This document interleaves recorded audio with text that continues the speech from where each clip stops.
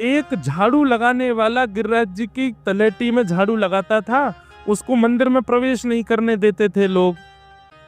तो वो बेचारा बाहर खड़ा खड़ा ही दर्शनार्थियों से पूछता था कि ठाकुर जी दिख कैसे रहे हैं, मुझे ये बता दो। दर्शनार्थी आकर के बताते थे नीली नीली ठाकुर जी ने बाघा पहना है, गले में मोतियों की माला है, मकराकृत कुंडल है, ऐसा टिपारा ठाकुर जी के सिर पर रखा है और ऐसा ठाकुर जी का श्रृंगार है। तो वो बाहर खड़ा खड़ा नेत्र बंद करके सुन सुन करके ही अपने चित्त में एक झांकी बना लेता था और मन में सोचता था ऐसे दिख रहे होंगे ठाकुर जी। पर रोज प्रार्थना करता था, नाथ मुझे लगता है इस जन्म में तो आप मुझे कभी नहीं दिखोगे भगवान, इस जन्म में तो मैं आपके योग्य नहीं हूं, पर मेरे पर बस इतनी कृपा कर दो कि अगला जन्म मुझे दीजिएगा तो कुछ नहीं तो चेंटी बना देना, तो चेंटी बन करके मैं आपके 56 भोग में ही आ जाऊंगा, भीतर आके आपका दर्शन कर लूंगा, लेकिन मुझ पर अनुग्रह कर देना। ठाकुर जी उसके इस भाव से इतने रीझ गए।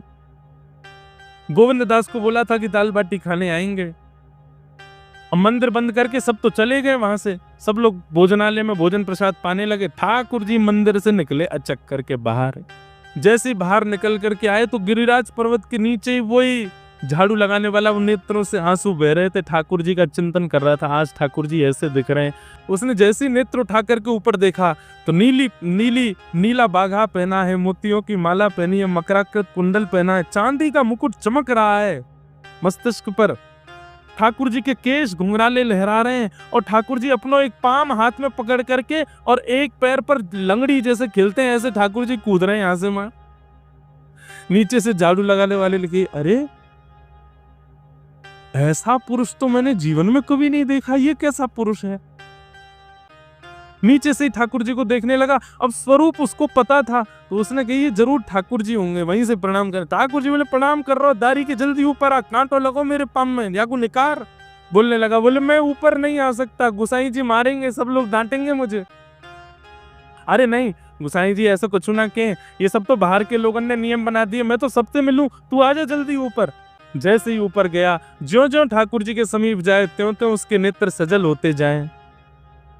ठाकुर जी के बिल्कुल समीप पहुंच गया। भगवान बोले देख काई को रहो भैया, जल्दी कर, मेरे पाम में कांटो लगो या को निकार। जिन चरण कमलों के स्पर्श के लिए सदा लक्ष्मी लालायित रहती है, ठाकुर जी ने उसकी गोद में अनायास अपने चरण रख दिए। बोले जल्दी कांटो निकार, कांटो लगो मेरे पाम में। अब वो ठाकुर जी के सुंदर तलवों को अपने हाथ से ऐसे देख रहा है, ढूंढ रहा है कहाँ कांटा लगा है, कहीं उसको कांटा मिल गया। अब इतने कोमल चरण ठाकुर जी के, उसके नेत्रों से आंसू भी गिरते जा